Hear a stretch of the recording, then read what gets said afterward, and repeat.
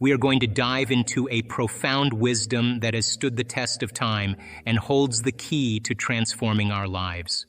Imagine living in a world where your thoughts shape your reality, where you are the creator of your own destiny, and where your inner world manifests your outer world.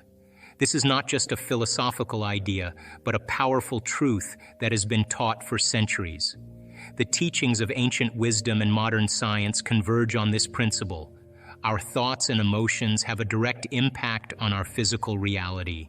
You see, every thought we think, every emotion we feel, creates a vibration, an energetic frequency that resonates with the quantum field. This field, the infinite sea of possibilities, responds to our vibrations, drawing experiences and events into our lives that match our energy. Let's start with the concept of gratitude. In ancient teachings, gratitude is seen as a powerful force. When we feel grateful, we are acknowledging that we have received something, even if it hasn't yet manifested in our physical reality. This feeling of gratitude signals to the quantum field that the event has already occurred, aligning our energy with the frequency of that future reality. The emotional signature of gratitude is a powerful signal to the universe, but it's not enough to just feel grateful. We must also have a clear intention.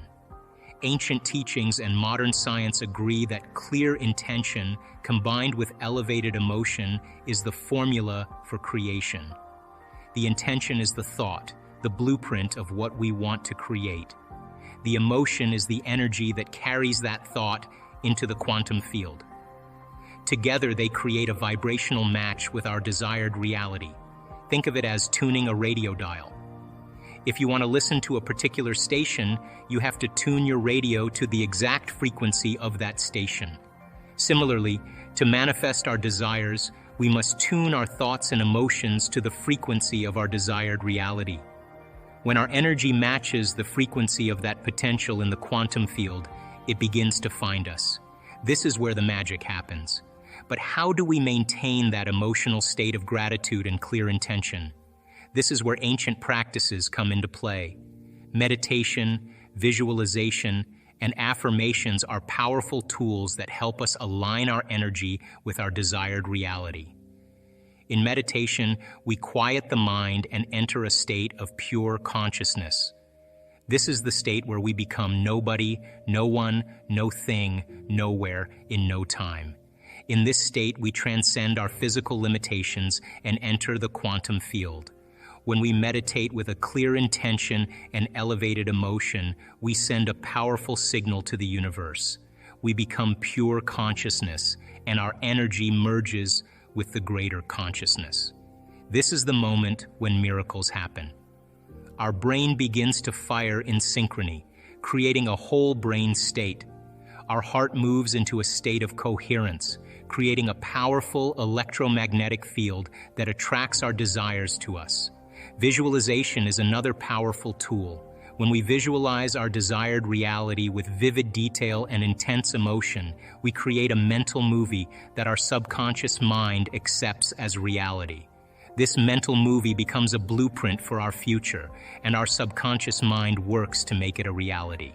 The more vividly we visualize and the more intensely we feel the emotions of our desired reality, the more powerful our signal to the universe. Let's break this down to understand it better.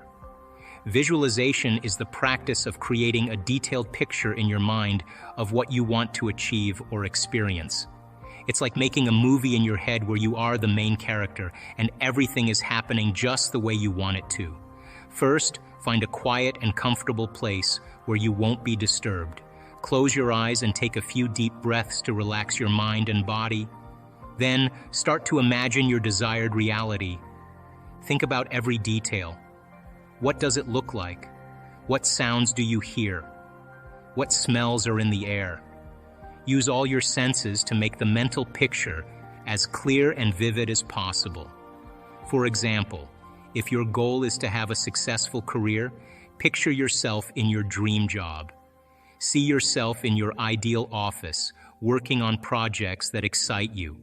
Imagine your colleagues praising you for your great work, and feel the pride and satisfaction that comes with it. The more specific you can be, the better. Next, add emotion to your visualization. Feel the happiness, excitement, and fulfillment that come with achieving your goal. Emotions are a powerful part of visualization because they create a stronger impression on your subconscious mind. When you feel the emotions as if your dream has already come true, your mind starts to believe that it is possible.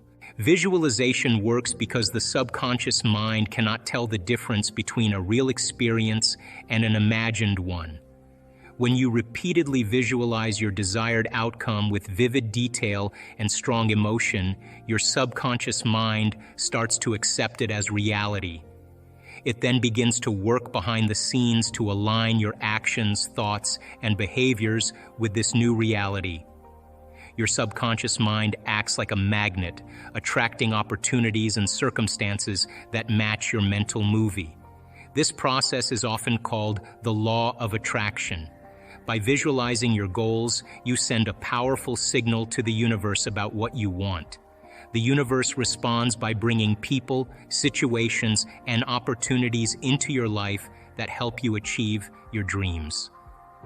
Affirmations are another ancient practice that aligns our energy with our desired reality. When we repeat positive affirmations with conviction and emotion, we reprogram our subconscious mind to believe in our desired reality. These affirmations create new neural pathways in our brain, reinforcing our belief in our ability to create our own reality. But it's not just about positive thinking. It's about becoming a new person. To create a new reality, we must become a new person. We must shed our old self, our old habits, and our old thought patterns. This is not easy. It requires us to cross a river of change, leaving behind the familiar and stepping into the unknown. But if we have the passion, the intensity, and the will to keep going, we will break free from the chains of the past. When we liberate ourselves from our old self, we free up a tremendous amount of energy. This energy can then be used to create a new destiny. The quantum model of reality tells us that all possibilities exist in the present moment. To create a new reality, we must get to the present moment. In the present moment, we become pure consciousness, and our energy merges with the greater consciousness. This is when we can create anything we desire. Now, let's talk about the power of the heart. The heart is more than just a pump. It is a powerful electromagnetic field generator. When we feel emotions like love, joy, and gratitude, our heart creates a coherent field that resonates with the quantum field. This coherent field attracts our desires to us. When our heart and brain are in coherence, we create a powerful signal that the universe cannot ignore. Ancient teachings also emphasize the importance of breath. Breath is the bridge between the physical and the spiritual. When we breathe consciously, we align our energy with the quantum field. One powerful practice is the breath of fire. This involves rapid, rhythmic breathing that energizes the body and raises our vibration. Another practice is deep, slow breathing, which calms the mind and brings us into the present moment. The practice of mindful breathing, combined with clear intention and elevated emotion, creates a powerful signal to the universe. This signal attracts our desires to us, bending our reality to match our vision. This is the power of ancient teachings and modern science combined. It's also important to understand the role of the subconscious mind. The subconscious mind is the storehouse of our beliefs, memories, and emotions. It operates below the level of conscious awareness and controls 95% of our thoughts and actions. To change our reality, we must change our subconscious mind. One powerful way to reprogram the subconscious mind is through hypnosis. Hypnosis is a method that helps us to enter a state of deep relaxation and heightened suggestibility. In this relaxed state, our minds are more open to new ideas and suggestions. Let's explore why hypnosis is so effective and how it can help us create the life we desire. When we are in a normal waking state, our critical mind is very active. This critical mind is the part of us that analyzes, judges, and sometimes doubts new information. It acts as a filter, deciding what to accept and what to reject. This is useful for many things, but it can also make it hard to change deeply ingrained beliefs and habits. In hypnosis, we can bypass this critical mind. We enter a state of deep relaxation where our brain waves slow down. In this state, we become more open to new suggestions because our critical mind is less active. This state of heightened suggestibility makes it easier to implant new beliefs and intentions directly into the subconscious mind. The subconscious mind is incredibly powerful. It controls many of our automatic behaviors and deeply held beliefs. If we want to change our lives, we need to change these subconscious patterns. Hypnosis provides a way to do this effectively. To enter a state of hypnosis, we usually follow a series of steps to relax the body and mind. This might include deep breathing, progressive muscle relaxation, and focusing on a particular image or idea. As we become more relaxed, we enter a trance-like state. This is similar to the feeling we get when we are daydreaming or deeply absorbed in a book or movie. Once in this state, we can begin to introduce new suggestions to the subconscious mind. These suggestions can be positive affirmations, visualizations of desired outcomes, or new beliefs that we want to adopt. Because the subconscious mind is more receptive in this state, these suggestions can take root more easily. For example, if we want to increase our self-confidence, we might use hypnosis to implant affirmations like, "I am confident and capable," or "I believe in myself and my abilities." We can also visualize ourselves successfully achieving our goals, feeling confident and happy. Over time, these new beliefs and images can replace old limiting ones. Hypnosis can also help us to release negative emotions and traumas that are stored in the subconscious mind. By addressing these issues in a relaxed state, we can process and let go of them more easily. This can lead to greater emotional freedom and a more positive outlook on life. Another benefit of hypnosis is that it can help to reduce stress and anxiety. The deep relaxation that comes with hypnosis can calm the nervous system and reduce the production of stress hormones. This can improve overall well-being and make it easier to focus on positive changes. Another powerful practice is journaling. This simple act of writing down our thoughts, intentions, and emotions can have a profound impact on our lives. Let's explore why journaling is so powerful and how it can help us create the life we want. When we journal, we take time to think about what we truly want.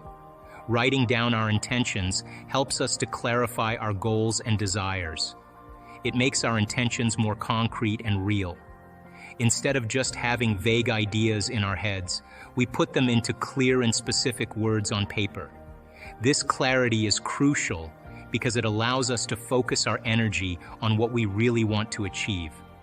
Journaling also helps us to understand our emotions. By writing about our feelings, we can explore and express them in a safe and private way. This can be especially helpful when we are dealing with difficult or complex emotions. Writing about our emotions helps us to process them and can lead to greater self-awareness and emotional healing. Another important aspect of journaling is that it helps to align our energy with our intentions. When we write with conviction and emotion, we create a powerful signal to the universe. This signal is like a magnet that attracts our desires to us. The more passionately we write about our goals and dreams, the stronger this signal becomes. For example, if you want to start a new business, you can journal about what kind of business you want to create, why you are passionate about it, and how it will make you feel to be successful. You can describe your vision in great detail, imagining what your life will be like once your business is thriving. As you write, let yourself feel the excitement, joy, and gratitude that come with achieving your dream. This emotional energy amplifies the power of your intention and helps to attract your desired outcome. Journaling can also help us to identify and overcome any limiting beliefs that might be holding us back. As we write about our goals and dreams, we might notice thoughts of doubt or fear creeping in. These negative thoughts can sabotage our efforts if we are not aware of them. By writing them down, we bring them into the light and can start to challenge and change them. We can replace them with positive affirmations and empowering beliefs that support our goals. For instance, if you find yourself writing, "I want to start my own business, but I am afraid I will fail," you can recognize this as a limiting belief. You can then challenge it by writing a positive affirmation, such as, "I have the skills and determination to succeed in my business." By doing this consistently, you can reprogram your subconscious mind to believe in your ability to achieve your goals. But it's not just about practices and techniques. It's about embodying a new way of being. To create a new reality, we must become a new person. This requires us to live in a state of love, joy, and gratitude. It requires us to see the world through the eyes of possibility. It requires us to trust in the unknown and have faith in the power of the universe. When we live in this state, we become a magnet for our desires. Our energy attracts our desires to us, bending our reality to match our vision. This is the power of ancient teachings and modern science combined. So let's take a moment to reflect on this profound wisdom. Our thoughts and emotions create our reality. Clear intention and elevated emotion are the formula for creation. Meditation, visualization, and affirmations are powerful tools to align our energy with our desired reality. The heart creates a powerful electromagnetic field that attracts our desires to us. Conscious breathing aligns our energy with the quantum field. The subconscious mind must be reprogrammed to match our desired reality. And most importantly, we must embody a new way of being. We must live in a state of love, joy, and gratitude. We must see the world through the eyes of possibility. We must trust in the unknown and have faith in the power of the universe. When we do this, we all do this, begin to think, well, if the same situation happened again, how would I do it differently? And that's the act of beginning to come up with a new plan. The act of rehearsing it in your mind begins to install the circuits in your brain, priming your brain so that when the next experience happens, you could modify your behaviors and do a better job in life. That's called plasticity. If you decide, okay, if I'm taking time out of my busy life to emulate the divine creator, then if I'm going to create something unlimited, I better feel unlimited. If I'm going to do something magnificent, I have to become magnificent. And if you keep doing that over and over again, it will begin to become more readily available to you. It'll get easier. And so when we're in that energy all the time, that's when the synchronicities and the serendipities and all those wonderful coincidences begin to happen. And it's those coincidences that are feedback in our environment where the field begins to open doors for us. That's what we want to occur. Now, I have worked on things in my life, and I'm a sincere person. I've worked on things in my life for years, and I always thought it was about the event or the experience I wanted to create, but all along I was changing. And when I finally reached a point where I could care less if I could have the experience is the moment it happened. But all along, the divine loving intelligence, this mother-father principle, of course, it's observing us into life. We are vitalistic, energetic beings that when we begin to unify all these principles that we're talking about, you can't get this in one sitting. You can't, you have to keep understanding it, keep reviewing it, keep redoing it, keep experiencing it. And new experience then causes you to dream in a way you would have never dreamt before unless you had that experience. And that's how God gets to know itself. So then I don't care what meditation you do, I just like the fact that you're connecting. And the more you connect, the more whole you feel, the more natural it becomes. Then, of course, the next experience then causes you to dream in another way. And what I know from my own experience and many students, it's not about material things. It's about those mystical moments, those transcendental moments, those moments where your jaw drops and you are in awe of life. Those moments that take our breath away, that cause us. And this has happened to me so many times. Every time I have one of those experiences, I think to myself, I got this all wrong. I got this all wrong. Some veil has been lifted, and now I'm seeing more clearly about the way things really are. Intention is, you may say, I want a healing. I want a new job. I want a new relationship. Now, the moment you ask the question, the what-if question, what would it be like to be in love?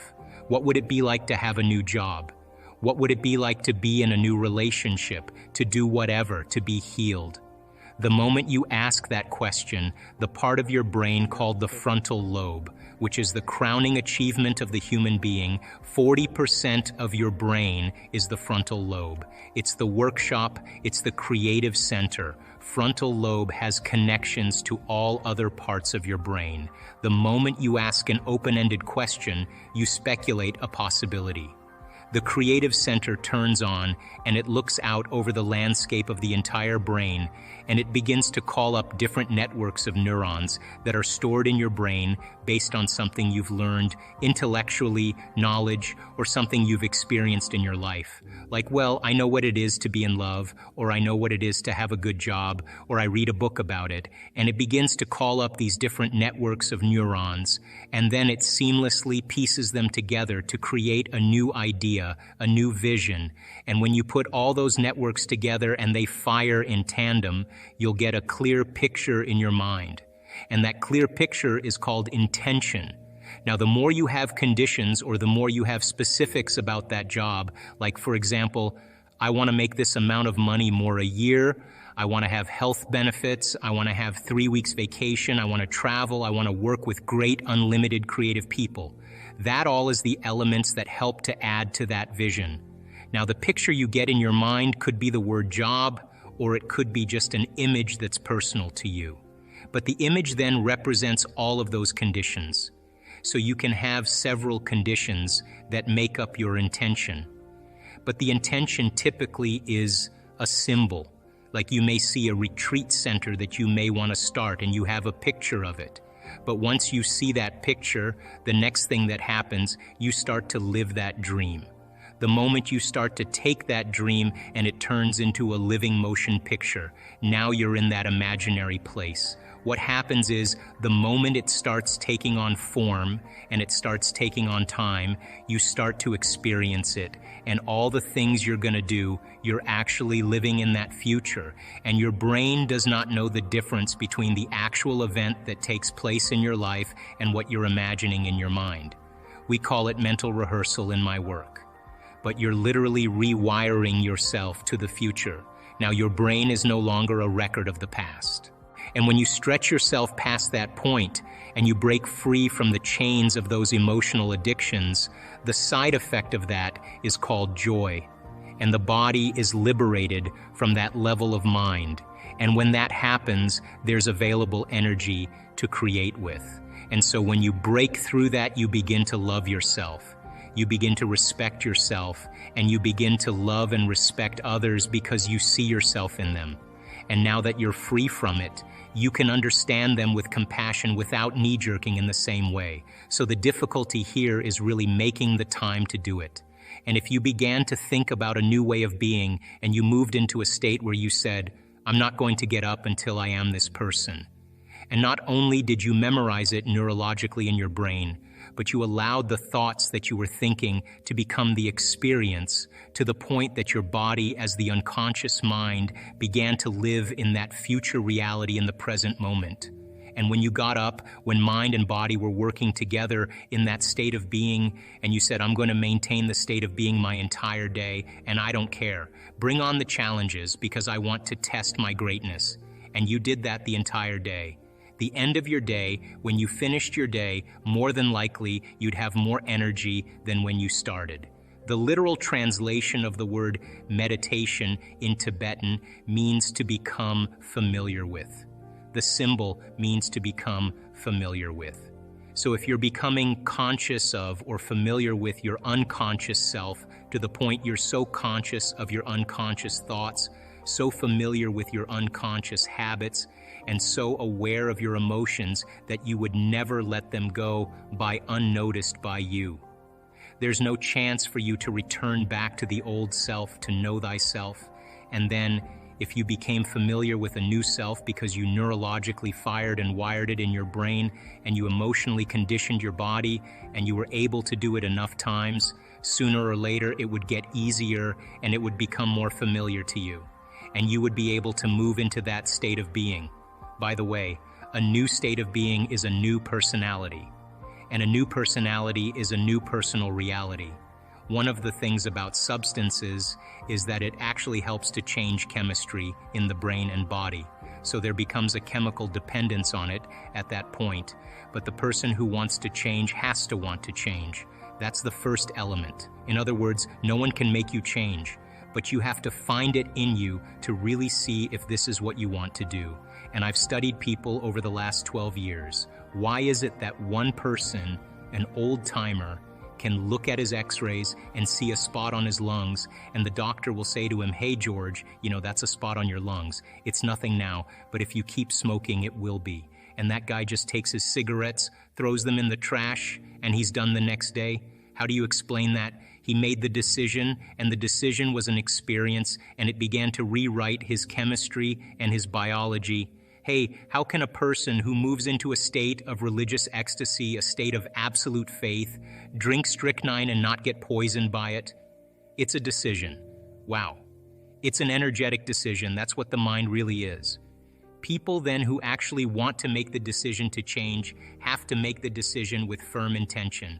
Once you understand the how-to, that you can't use your conscious mind to do this. You have to move beyond the analytical mind.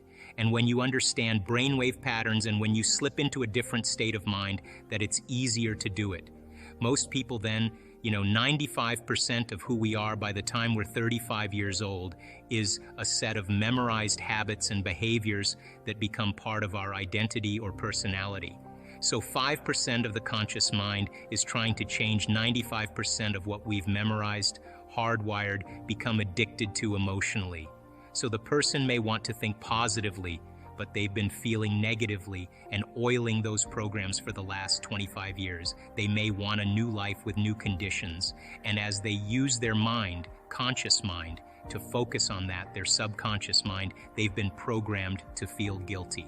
That's mind and body in opposition. We have to begin to recondition the body to a new mind. So change isn't hard. It's just that you've got to get the manual to understand how to begin to unlearn and relearn, to break the habit of the old self and reinvent the new self. The latest research in neuroplasticity tells us we're not hardwired to be a certain way for the rest of our lives. The latest research in epigenetics says we're not doomed by our genes, that in fact we're marvels of adaptability and change. So as a person started to contemplate and think about who do I want to be when I open my eyes, what would it be like to be happy? What would it be like to live a new life? The frontal lobe is looking out into the landscape of the entire brain because it has connections to the entire neocortex, and it's got to resolve the problem. So it starts calling up different networks of neurons that are relevant to the question based on the knowledge the person learns or the experiences that they had.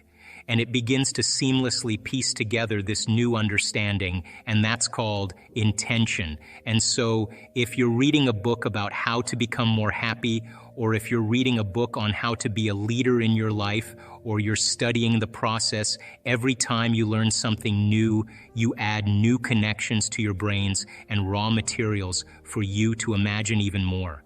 The act of mentally rehearsing begins to install the neurological hardware in your brain to look like it's already happened.